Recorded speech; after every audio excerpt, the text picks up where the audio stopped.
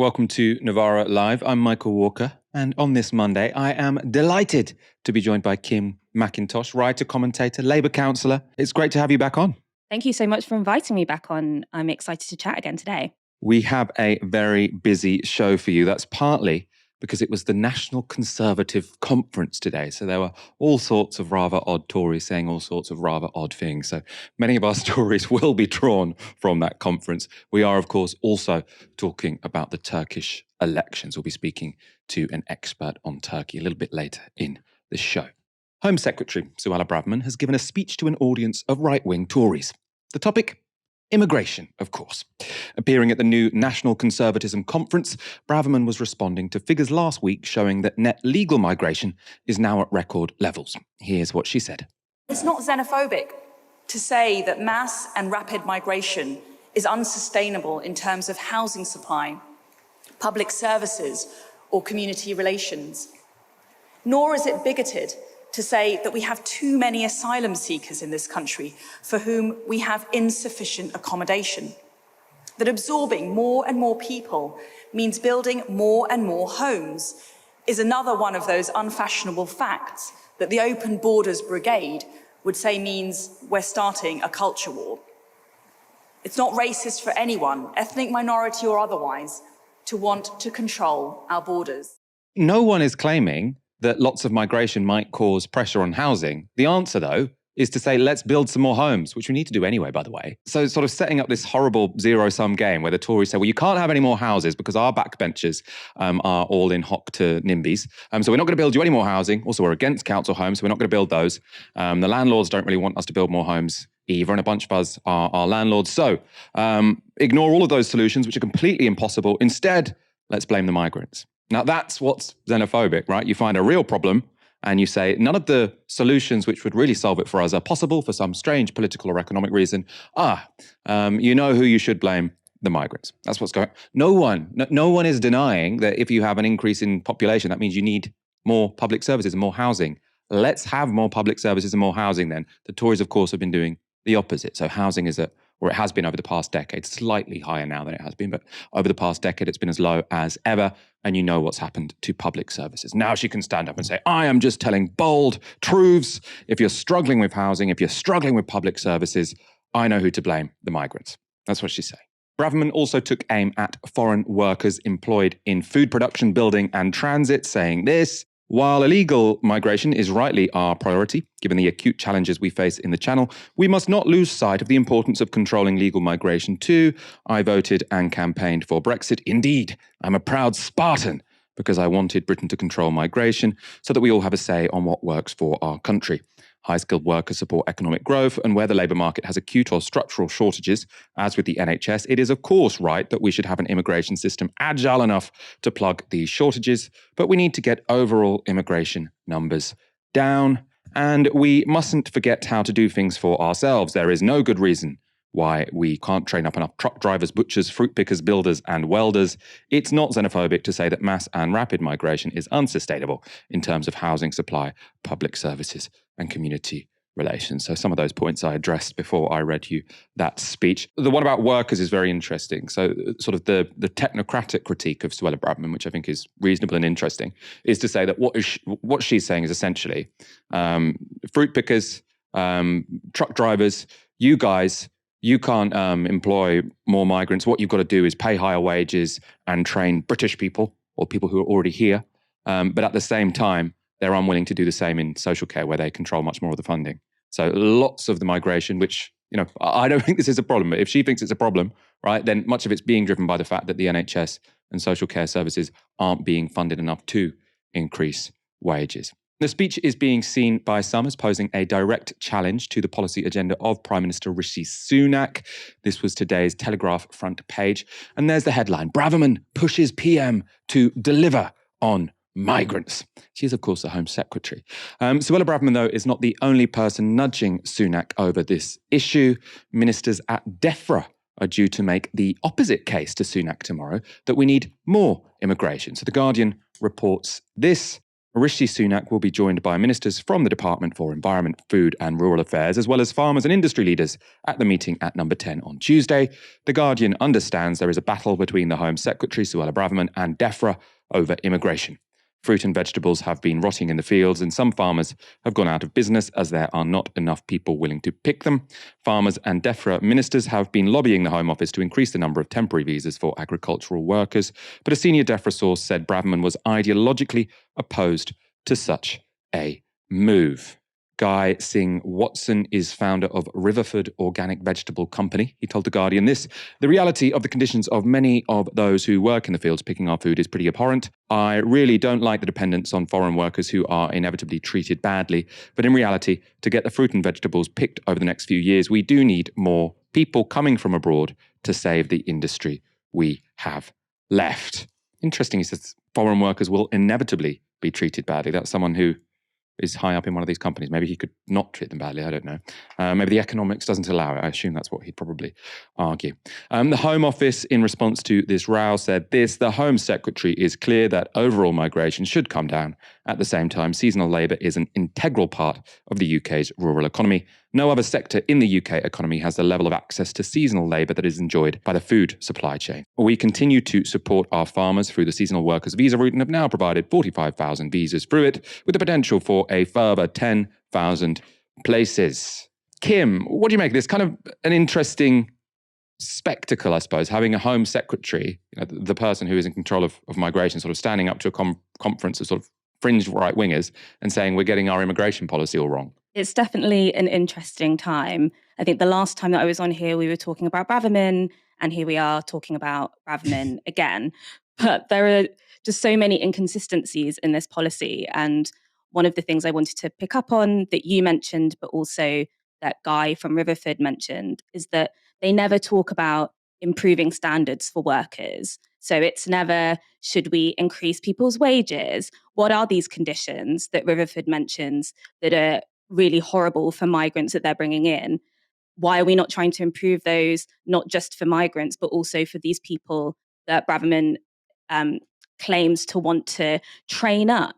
And so we have our own homegrown talent. But if you were serious about growing our homegrown talent, and for me personally, I would see that as one strand that isn't in opposition to also having migration from abroad. I think we need both. People move because they move to where opportunities are, and they will continue to do that regardless of the rhetoric that's coming out of government. But there is no consistency between, say, talking about getting more people in to, training people to be HGV drivers or to do this fruit picking where we have a shortage. And then, as you mentioned before, we're not seeing the same conversation around healthcare. So why is it that it's seen as okay to be recruiting from countries some of which have quite weak health systems, and it's seen as perfectly fine to use migration in that sense to bolster the NHS? But that isn't seen as something that is okay for other sectors. And we know that that's linked to this idea of a highly skilled points-based system.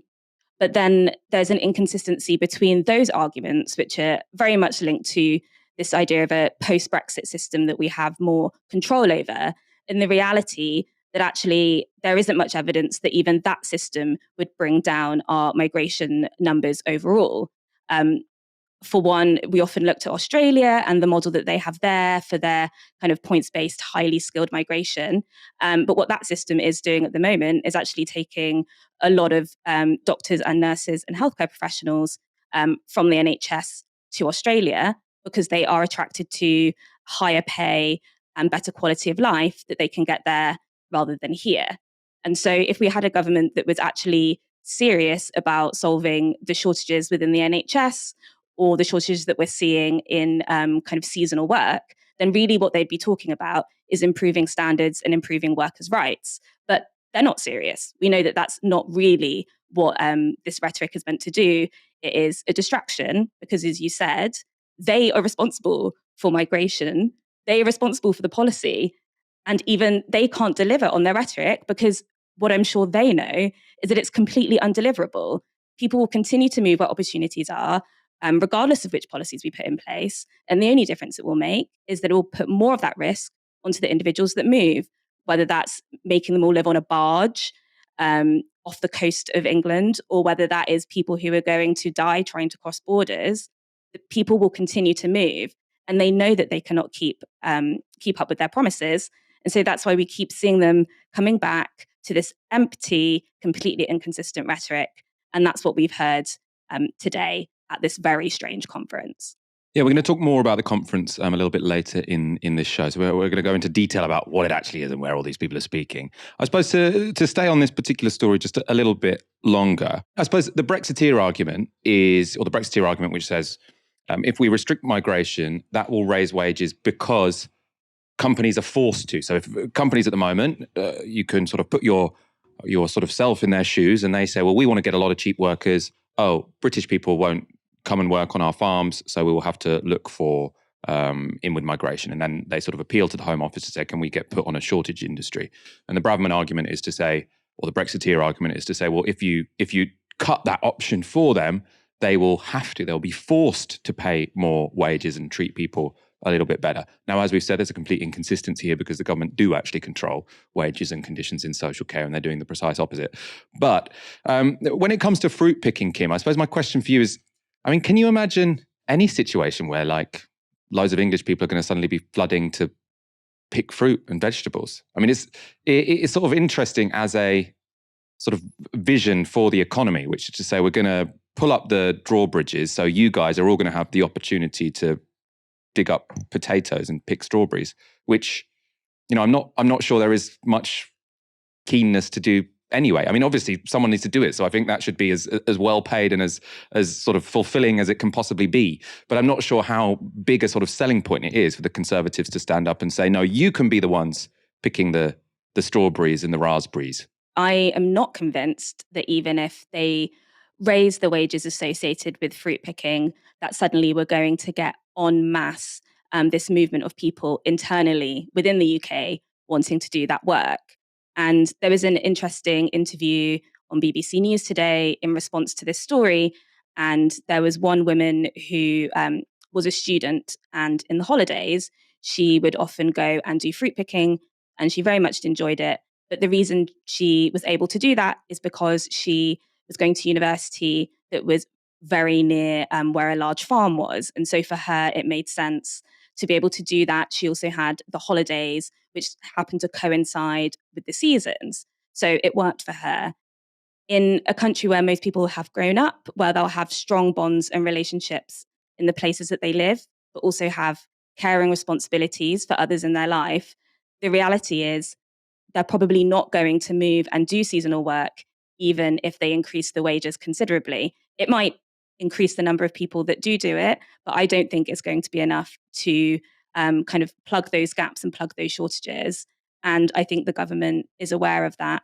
And the goal really is just to make a rhetorical stance to try and preempt the backlash that they're going to get from the increase in migration numbers that's going to be announced later in May. And they're all, I suppose, because they think that, the wheels are falling off the Tory cart. This is basically all of the people positioning who's going to replace Rishi Sunak. So if Rishi Sunak loses the next general election, even though Braverman was the Home Secretary, she can say, yeah, I know you Tory membership, you all hated migration, but do you remember I gave that speech to the National Conservatism conference? I was against it all the time. I had nothing to do with me, even though it was my job. So this is all of them sort of trying to shift responsibility preemptively in sort of expectation of a Tory leadership race.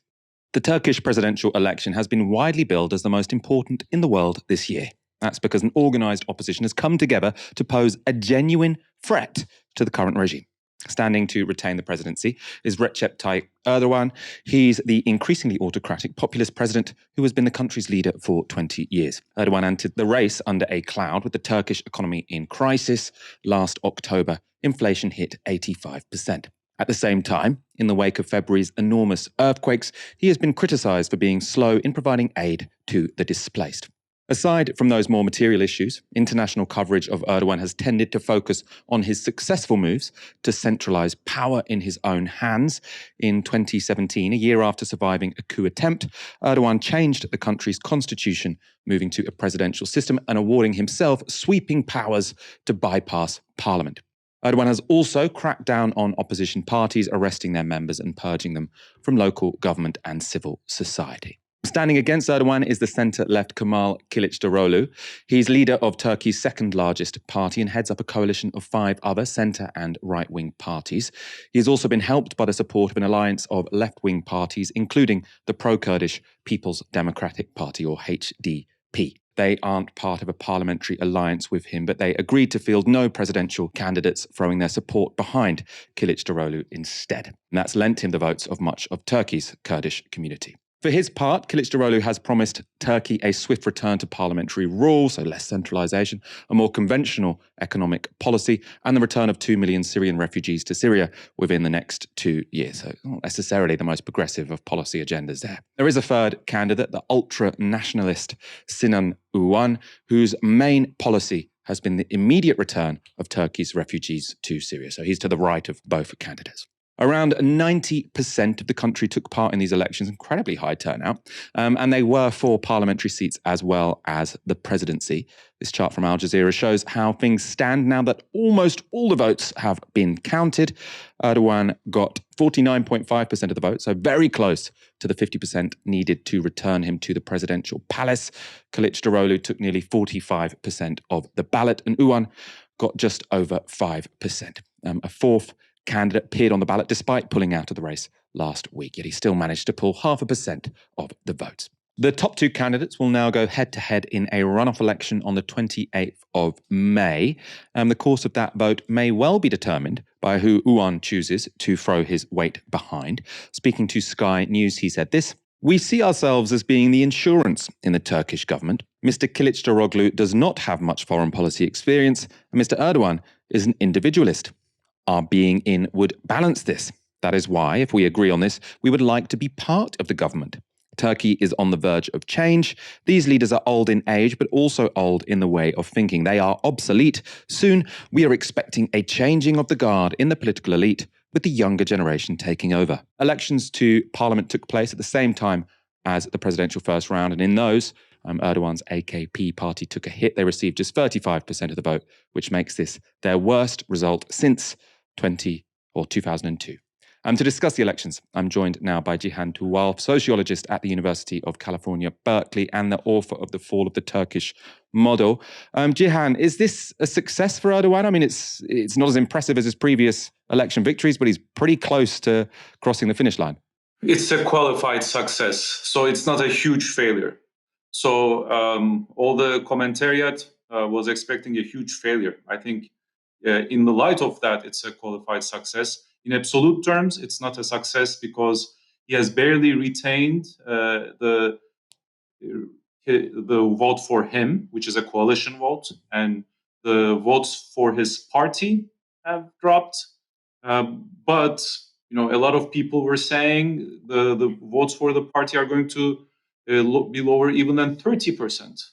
So we have seen that this is not true. And why were people saying this? Because his own base is hungry now. I mean, this is serious. A lot of people, I'm not talking about 80, 90%, but a lot of people can't buy basic food staples. So people are hungry and they're still voting for him and his coalition. And of course, people have died because of his policies, but it's not just his policies. It's Turkey's developmental path, which he has further entrenched and made worse. So he has not changed Turkey's developmental path completely, but he has made it worse. And that developmental path is at the basis of this high number of deaths during the earthquakes in Turkey. So despite all of that, people have voted for his party, a third of the people, and half of the people have voted for him. So it is a qualified success. I mean, I know you're critical of the development model from the start of Erdogan's sort of presidency or prime ministership before that. But I suppose one of the reasons he managed to maintain support was that there was economic growth for quite a long period under his governance. Now you have a situation where inflation's running very high. He has a very sort of counterintuitive policy whereby he thinks that lowering interest rates will also lower inflation. So the economy is a bit of a mess. At the same time, as you just explained, the response to the earthquake left a lot to be desired. How is he managing to retain this support, even though sort of this vision of competence that he once brought with him seems to have crumbled somewhat? That is a very important question. And, this will happen again and again. People will misread the situation. So in the 2000s, people were saying, oh, they're voting for Erdogan. People are voting for Erdogan because he's just giving them basic food. There's nothing else in this. There is no ideology. There is no ideals. So people are hungry and he's feeding them. He's buying their vote with, coal and basic food items. That was the explanation. Very, very bad explanation, if you ask me. So now people are saying in the last few years, well, since growth slowed down and he can't give coal to people and basic food items to people, so people are voting for him because these people are horrible nationalists and they hate refugees and Kurds. And that's why voting for Erdogan. These nationalist people are so stupid that they can't understand they're hungry, or nationalism is more important for them than being hungry or well-fed. Well, all of these explanations are false. It's not that people are nationalists. Yeah, a lot of people are nationalists. It's not that people don't care about food. They care about food. But these factors are combined, really. People think about their national interests, their own imperialist ideals, Turkey's imperialist ideals, and their economic well-being in a quite integrated way. So they look at the picture. What are the alternatives? The alternatives is, reliance on foreign cash flows, which are not going to come. So probably the coalition is not going to do anything better. They might scratch some of these national economy policies, but not much else. They're not going to change a lot. But under this party, due to the low interest rates, which cause high inflation, so yeah, more hunger definitely, but because of low interest rates, all of these temporary and poorly protected jobs are created. So if those go away, well, there's just going to be more hunger. So what is the opposition's alternative? Either economically or ideologically, they don't have an alternative. They're just saying we're going to go back to the 2000s, but that is not an option. The world has changed. Turkey cannot go back to the 2000s. So people are sticking to what they know. So it's really the opposition's failure not to have created an alternative and to have stuck to this very shallow, pragmatic, realist, quote unquote realist, but unrealistic route, unrealistic option of going back to the liberalism of the 2000s when the global conditions for that liberalism have already been destroyed. How democratic were these elections? I mean, as I sort of intimated towards in the introduction, we often hear about Erdogan in the international press as a bit of a dictator, an autocrat. At the same time, this looks, from the outside as if it was a pretty competitive election. It doesn't look like a fake election. So, I mean, how democratic was this? Was it free and fair? I wouldn't call it free and fair, but it's not undemocratic or fake either. So people don't understand this when they put Turkey in the same bag with Russia in terms of how elections are managed. This is a real opposition. They are well organized. They're allowed to organize. They're not well organized. They're allowed to organize, except the Kurds and the socialists and the environmentalists. So that there are, quote unquote, dangerous people who have not been allowed to organize in Turkey for decades. But other than that, the government lets these people do what they want, and they can't do much. The mainstream opposition. But the elections are not fair because the government has monopolized the media, the judiciary. So all of the routes for really holding on to power after winning elections, they are closed off. So the government already controls everything. The regime, I should say, it's not simply a government. The regime controls everything.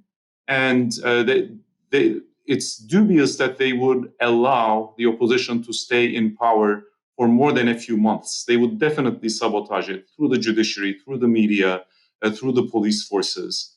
This is a fascistic government, but be careful. It's not a fascist government. So this is a very liberalized, or I should say neoliberalized fascism. So they love the parliament, they love the liberal game, but they play it in a very fascistic way.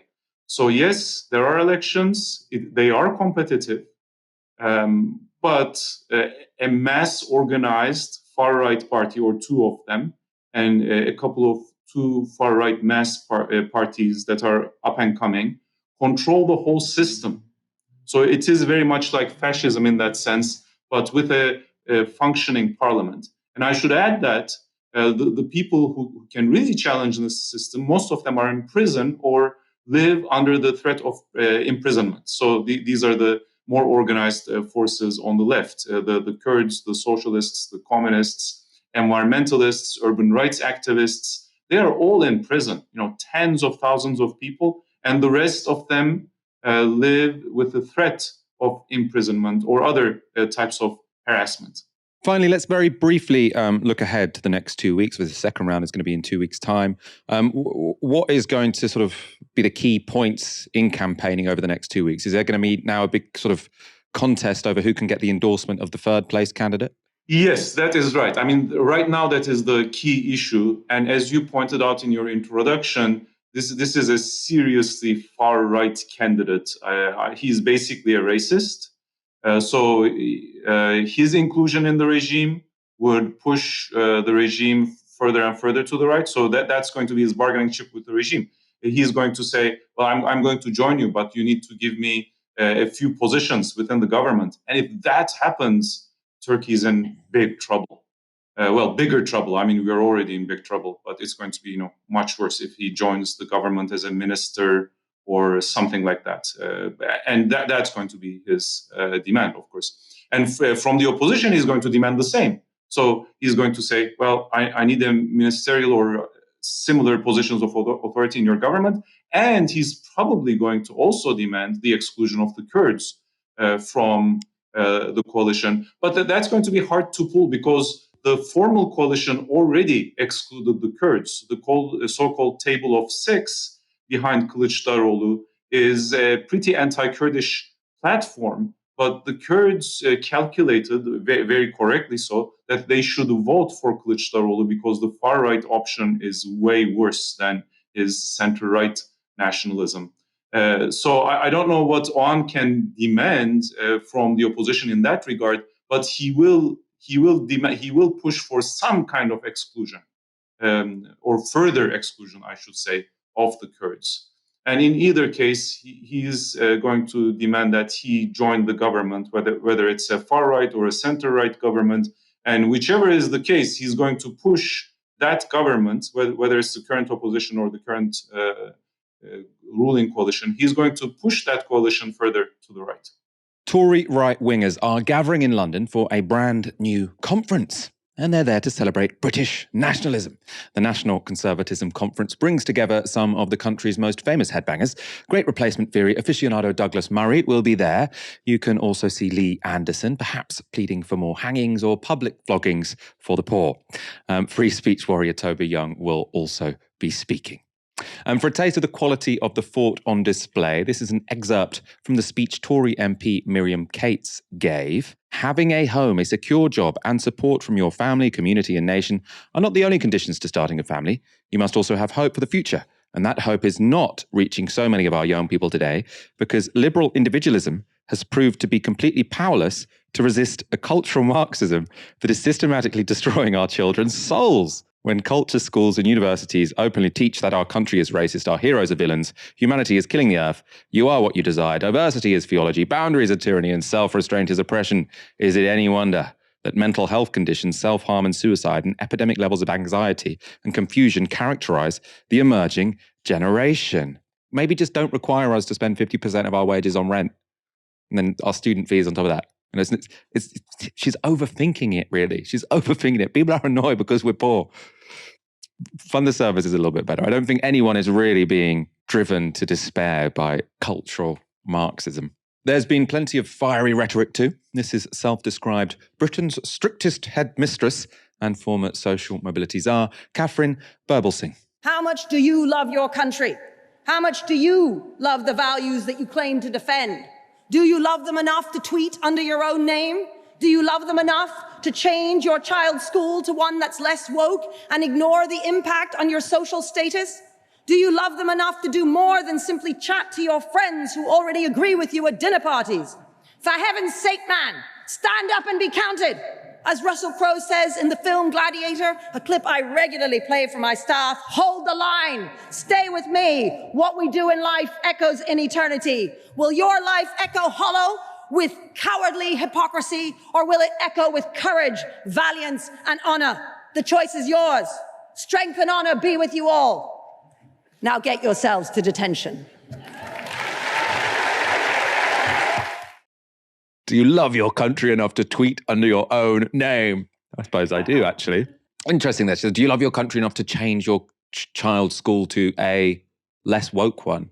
Now, I suppose maybe she's saying join the governor's board and try and change the sort of curriculum. But it's a more obvious sort of interpretation there, seems to me, that if your kid is getting taught about, let's say, the fact that some people are trans in their PSHRE sessions, you should remove them from school and put them in a different school.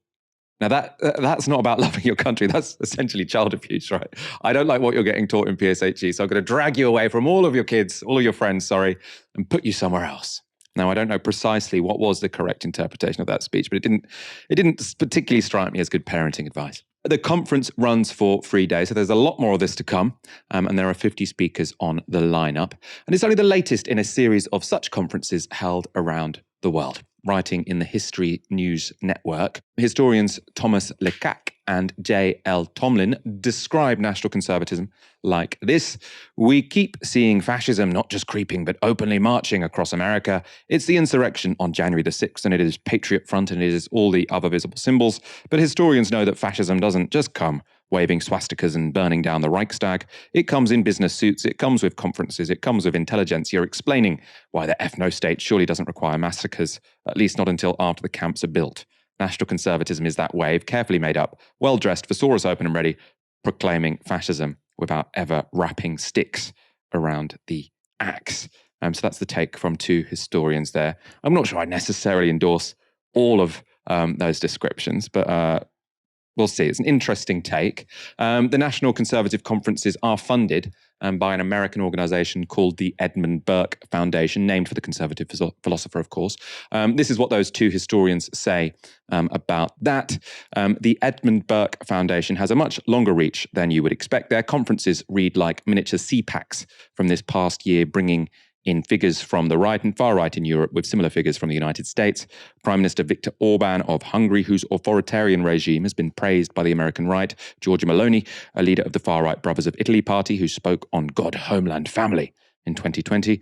MP Matthias Karlsson of the Swedish Democrats, and Prime Minister Mateusz Morawiecki of Poland, whose Law and Justice Party had been following Orban's path until the war in Ukraine. So they've all spoken at the National Conservatism conferences the foundation has held in Europe. So, whether or not you think that this is fascism and death camps might be coming, which to me seemed a little bit of the interpretation of that first quote, those associations of this conference are pretty worrying. Even so, they've been overlooked by most of the media here. So you aren't really hearing, oh, this is where Giorgia Meloni used to speak. And all of these, everyone admits that Giorgia Meloni's party is far right. Everyone admits that Orban is far right. But then when it comes to politicians in this country who associate with them, suddenly, maybe they're not as far right as the people they ally with. I don't know. As I say, the media have been blind to this, or at least asleep at the wheel. Some activists were more alert, though. This is what happened when Tory MP Jacob Rees-Mogg tried to give a speech. No grease paint, but bright lights. National Conservatism. Excuse me. Yes. Ladies and gentlemen, you all look very nice people, and I'm sure you are fantastically nice people, but I would like to draw your attention to a few characteristics of fascism. Well, thank you very much.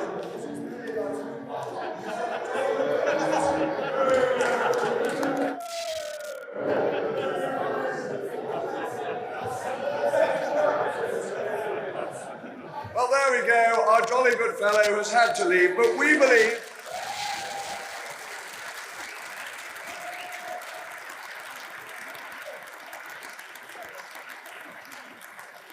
We believe in freedom of speech, so he can have his National Loonies conference next week, and he can see how many people he gets to come along. We believe in freedom of speech until he said fascism, and then I took away his mic because I wasn't sure if I wanted to hear what he said next. In any case, let's take a look at what happened when Home Secretary Suella Braverman gave her address. Defining conservatism is undoubtedly a challenge. Defining...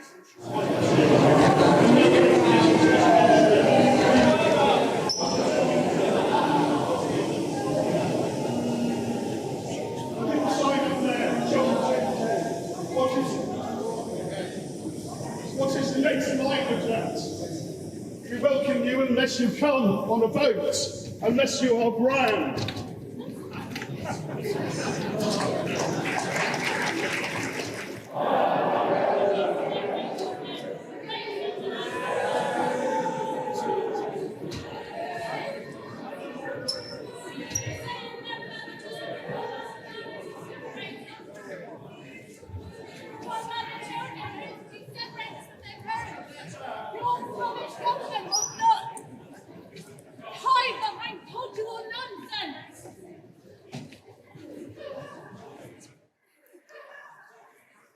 Right. Anyone else?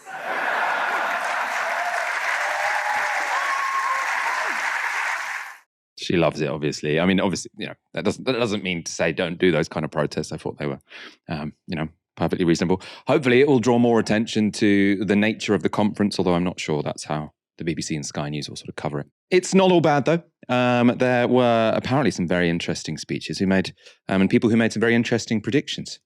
We, in fact, got a mention here at Novara Media. David Broder is a historian at the conference. He's come on the show before. He tweeted this quote from Ed West. He's deputy editor at the website Unheard. And he said this, when he was giving a speech: Tory NIMBYs keep house prices high by resisting house building will have their, quote, grandkids listening to Novara Media and voting for the Green Party, unquote. I think that probably is a correct prediction. I think the housing crisis is probably one thing driving people to a different form of politics, and maybe a little bit more self-aware than some of the other people speaking at this conference was Ed West. Kim, what do you make of this conference? I mean, some people calling it fascist. I'm not sure if we can quite call it fascist, but it's definitely a different kind of conservatism, which is rather unpleasant and I suppose a little bit scary, actually. Yeah, I wouldn't call it fascist, but I would say that it does show how far, at least a certain contingent of the Conservative Party have moved to the right and are happy to be associated, at least tangentially, with the far right as well. I mean, you said this is going on for 3 days, and I don't know about you, but I hadn't heard of it until today. Today was my first time hearing about this conference.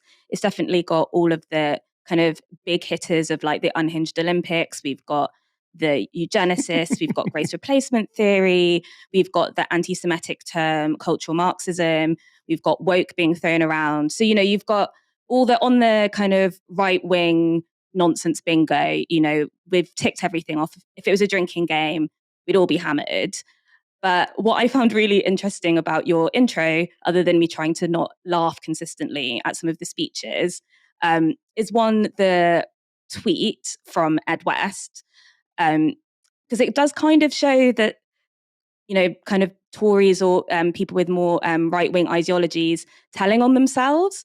And you have that with him, and you also have that with the MP that was threatening us all with a good time by describing like left-wing politics, basically, and how it's, corrupting the youth, which is, the MP does say, for example, to start a family, you need a secure home and a secure job. Sure, it descends into nonsense, but it is there as the kind of foundation of what people need if they want to enter into traditional family making. And then we have it again in this tweet saying, young people, of which, according to the FT, in Britain, 35-year-olds are the least conservative generation ever. So probably not wrong. That if we continue to, for example, not build houses, if we continue to see an out of control rental market, if we continue to see it being very difficult for young people who don't have family wealth to be able to support them and to enter onto the housing ladder, if that's something they're interested in, then you are going to push people to more progressive politics. And, there have been numerous studies showing that that is the case. And it does kind of indicate that they're not unaware of the concerns, but ideologically, they're not interested. So I found that, gave me a bit of a chuckle, that tweet as well, because it's always nice to get a mention too. I'm sure you've seen it in your subscribers, the movement is building. What you can see potentially from this conference is they have noticed there is a crisis of reproduction in conservatism. It hasn't always been the case that young people were left-wing and older people were right-wing. When Thatcher was Tory leader, in fact, I think more 18 to 24-year-olds voted Conservative than they did Labour. So it's a somewhat new phenomenon that young people are very, very left-wing, or at least not conservative. So they've sort of recognised this crisis that conservatism happens. But because it would upset too much of their base to actually increase house building, for example, or make renting more pleasant, what they instead say is the only thing we could possibly change without upsetting all the vested interests, which are a core part of our constituency, is to go and meddle with PSHRE syllabi. Say, well, what are they getting taught in citizenship class? Presumably that's why they're becoming left-wing. It's obviously not going to work. A little bit embarrassing, I think. I imagine we will have, some more from that conference over the next couple of days. And in fact, actually, we do have some more from that conference over the next 15 minutes. Keir Starmer still wants you to know, just in case you had any shadow of a doubt, he's really, really not left-wing. He made this pitch to the Progressive Britain conference this weekend. Some people think that all we're doing is distancing ourselves from the previous regime. Well, we are, but that misses the point. This is about taking our party back to where we belong and where we should have always been. Back doing what we were created to do. We've been drifting away from working people for a long time, and that's unforgivable. That's why I say this project goes further and deeper than New Labour's rewriting of Clause 4. This is about rolling up our sleeves, changing our entire culture. It's our DNA. Who are we in it for? Who do we serve? Who do we wake up in the morning and fight for? Who do we have in our mind's eye when we make decisions? And with the levels of cynicism in our politics, the letdown, the drifting away, the disconnect, our collapse in Scotland, the loss of the Red Wall, this task is going to be ongoing, difficult, and enormous. It is, if you like, Clause 4 on steroids. Clause 4 on steroids. For anyone who's under 40, or I suppose didn't do a politics degree, Clause 4 is what Tony Blair rewrote when he became leader of the Labour Party. So I think around 1995. Clause 4 used to be the Labour Party being committed to public ownership, collective ownership. He changed that to something a bit more generic about believing in reducing inequality and social justice or whatever. So it was a bit of a moment in 1994 or 1995. It's in the past and no one cares anymore, right? And especially, it's a strange line to be using now because, question time last week, let's say, we showed you clips of it on the show.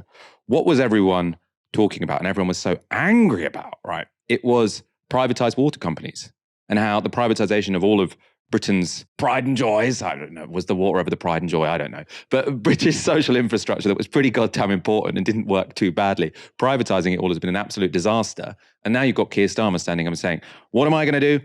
Privatization on steroids. Just very, very strange. Obviously, if you haven't heard of Progressive Britain, that's the rebrand of Progress. So Progress was the faction that was launched specifically to back Tony Blair. So yeah, all a little bit, I don't know, it's a bit Groundhog Day. Doesn't feel like he's really changed with the times. Let's go to one more clip from that speech. This was Starmer's most headline-grabbing line. I don't think the language of stability comes naturally to progressive politics. I think too often we dismiss it as conservative, as a barrier to change. Now, don't mistake me, the very best of progressive politics is found in our determination to push Britain forward. A hunger, an ambition that we can seize the opportunities of tomorrow and make them work for working people. But this ambition must never become unmoored from working people's need for stability, for order, for security. We must understand that there are precious things in our way of life, in our environment, in our communities, that it's our responsibility to protect and preserve, to pass on to future generations. And look, if that sounds conservative, then let me tell you, I don't care. Somebody has got to stand up for the things that make this country great. And it isn't going to be the Tories. That was the most controversial line, I suppose, because he said, if you think I'm conservative, great. Now, I actually didn't mind that line. I thought it was kind of interesting because conservatism with a small c, there obviously is some value to it. People do value stability, security, and things not changing too much all the time, right? That's why it's, one of the reasons why it's an enduring political project.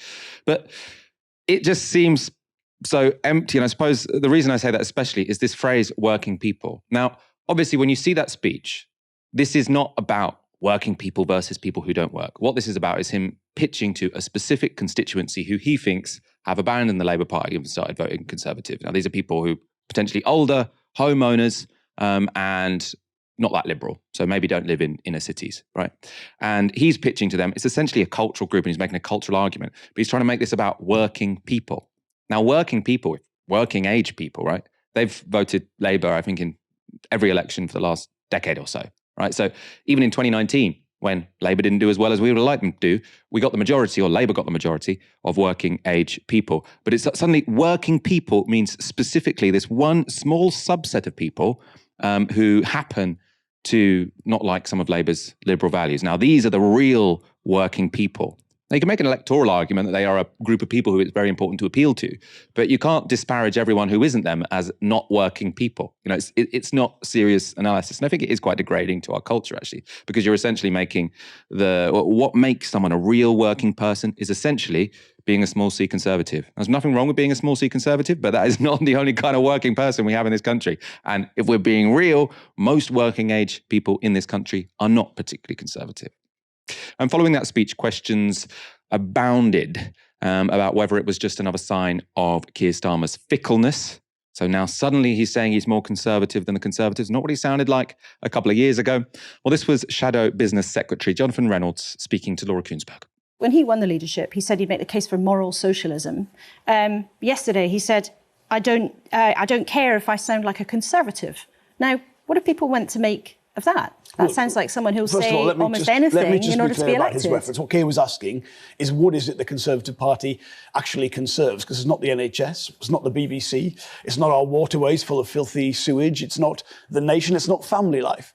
And he was pointing out that to meet the things, to celebrate the things, to defend the things that make this country great, it's the Labour agenda that will do that. And on Keir personally, I voted for Keir Starmer. I wanted someone who could be the Prime Minister and do it for the right reasons, be in public service for the right reasons. And he embodies that, and that hasn't changed.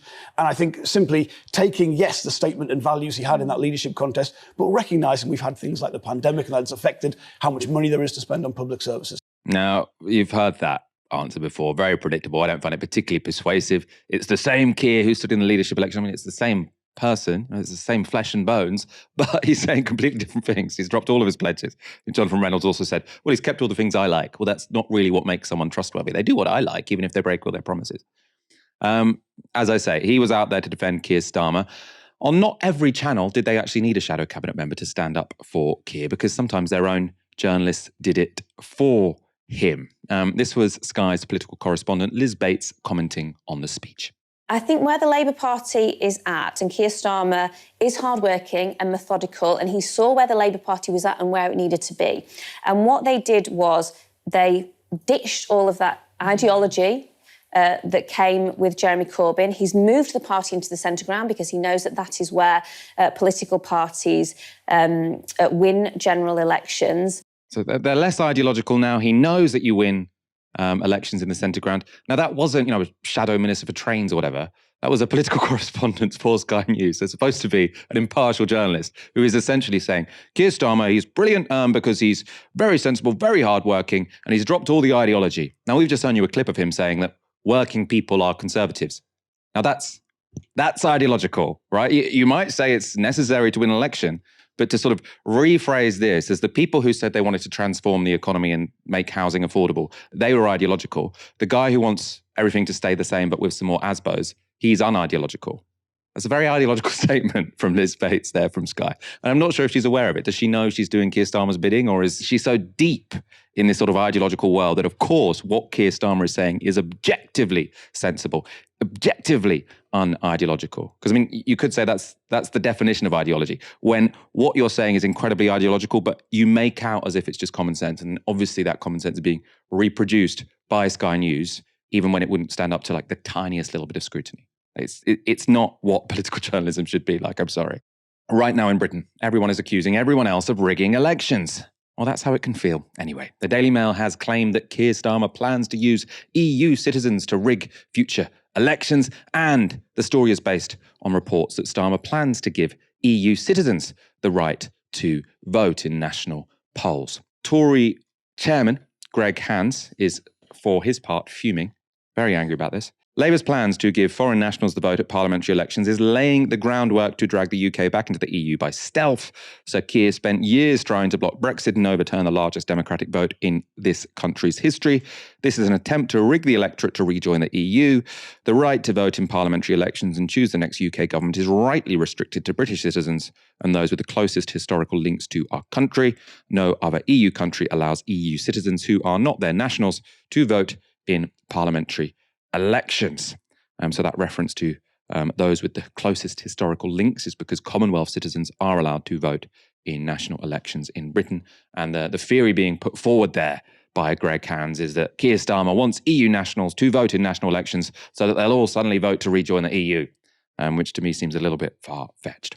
Asked about that particular policy on LBC, Keir Starmer said this. Someone has been here, say, 10, 20, 30 years, contributing to this economy, part of our community. They ought to be able to vote. Let me bring it alive. I've obviously knocked on a lot of doors in the last few years, and you go to doors sometimes in general election and you're met with someone who says, look, I'm an EU citizen. I've been living here for 30 years. I'm married to a Brit. My kids were raised and brought up here. They're now working in the UK. I'm even working in lots of community projects, etc. But I can't vote. And I think that feels wrong. Let's just take someone who's been here for 30 years, has literally put down their roots here. As I say, married to a Brit, their kids are here. This is their country. This is where they live. This is where they contribute. I think it's very hard to say, well, you should really be voting back in your country of origin where you haven't been living for 30 years. That actually just doesn't pass the common sense test for me. Labour are also considering giving 16 and 17-year-olds the vote, about which Keir Starmer said this. Extending the vote to 16 and 17-year-olds. Again, you're thinking behind that, Sir Keir, because critics would say they can't smoke, they can't drink. I don't think they can get married without mum and dad's permission, but they can vote. Yeah, they can have babies, they can work, they can join the army. So there are big things you can do at 16 and 17. And again, it's not such an outlandish idea. In Wales, it already happens. In Scotland, it already happens. So again, we're looking at, voting. There's a big policy, because the Labour Party's got lots of rules, there are ways to make policy. There's a big policy-making forum. And these are some of the ideas that are going into the mix, but they're not policy. We're just looking at them. I've spoken to my press team, and actually they've informed me that 16-year-olds can have babies. I actually kind of agree with the policy. I'm just playing. Tories are, of course, accusing Starmer of rigging votes by expanding the franchise, but it's them who seem committed to actively shrinking it. This month's local elections were the first ever in Britain where photo ID was required, and it seems the worst fears of the critics of that policy have now been confirmed. In Tyne and Wear, almost 1,000 voters were turned away for not having the correct ID. The BBC report that of those, 347 people didn't return to vote. That's people who would have voted who didn't vote. The Guardian reports on a nationwide study from a group called Democracy Volunteers, and that suggests 1.2% of voters were turned away for lacking ID. So the Guardian report this. Democracy Volunteers, a group of election observers, said it conducted snapshot surveys in 118 councils on the 4th of May. The group said observers saw 1.2% of those attending polling stations turned away because they lacked the relevant ID or were judged to not have it. Of those turned away, 53% were identified by observers as appearing to be non-white. The group said its team saw others allowed to vote despite not having ID, so that's pretty controversial. The group, which sent 150 observers, said its staff generally formed teams of 2 or 3 and attended 879 polling stations across all the regions of England. It said these observers spent between 30 and 45 minutes at each location observing the process and then completed a survey for each polling station. Earlier authorities admitted it would not be possible to accurately quantify how many voters lacking ID were turned away on the 4th of May. So you can tell their authorities, the official authorities, have said we're not going to get official statistics on this. So we do have to rely on volunteer groups such as Democracy Volunteers, or however the BBC collected their data. Bringing together these two stories, so the Labour and the Tory sides, or the Labour and the Tory decision, so one to restrict the franchise, the other to try and expand it. Someone who's commented on both of these is Jacob Rees-Mogg. Speaking to the right-wing National Conservatives conference, he said this. Parties that try and gerrymander end up finding that their clever scheme comes back to bite them, as, dare I say, we found by insisting on voter ID for elections. And we found that the people who didn't have ID were elderly, and they by and large voted Conservative. So we made it hard for our own voters, and we upset a system that worked perfectly well. It was one of the glories of our country, actually, that we did on an honesty basis, when the real problem is with postal voting. So don't get too fretful about random schemes brought up by the socialists, because gerrymandering doesn't really work. Gerrymandering doesn't really work, and we know because when I was in government, right, he was in cabinet when this was passed. When I was in cabinet, we tried to do it. And it backfired because it's actually older people who were struggling to vote. Now, I actually don't think he has evidence for the latter part of that claim, as we've seen with this report from Democracy Volunteers. As I say, the data on this doesn't seem as strong as we might like it to be because this stuff isn't reported on. But they're suggesting that the majority of people turned away were non-white. So, you know, to me, that doesn't suggest that it's really targeting classic Tory elderly voters, right? So I would dispute Jacob Rees-Mogg saying it has backfired for the Tories, but what he does seem pretty clear about is the intention of the Conservatives when they passed this reform, which was to gerrymander. Kim, and we don't have much time, but I want your response to this, and quite an admission from Jacob Rees-Mogg, isn't it? Absolutely extraordinary admission from Mogg, and it's already extraordinary and outrageous, that conflation between efforts to expand the franchise, so make it easier for people to vote and include more people in that, and actively restricting people's access to vote. But the most shocking and interesting comment is the fact that he is admitting to gerrymandering, that they have done this intentionally, and when it's not worked in their favour, they've seen it as problematic. I do agree with you about the evidence. It's not that strong as to who has been affected by voter ID and who hasn't. I saw some anecdotal stuff on elderly people, but most of the research has suggested that it would be ethnic minorities that would be most affected. But the real revelation is the admission that this was a policy that was intentionally implemented to restrict access to the franchise. And that's quite the admission. That's quite the feat. It really is. I mean, it should be a really big deal. This guy was in government until very recently, I might add. Kim, it's been an absolute pleasure having you back on Novara Media. Thank you so much for coming in. Thanks for having me again. Thank you, everyone, for watching this evening. Come back tomorrow at 6 p.m. for another live stream. We'll see what they've said at the National Conservatism conference tomorrow, what other faux pas they make, what other sort of weirdo little derives they make into the pits of right-wing ideology. For now, you've been watching Novara Media. Good night.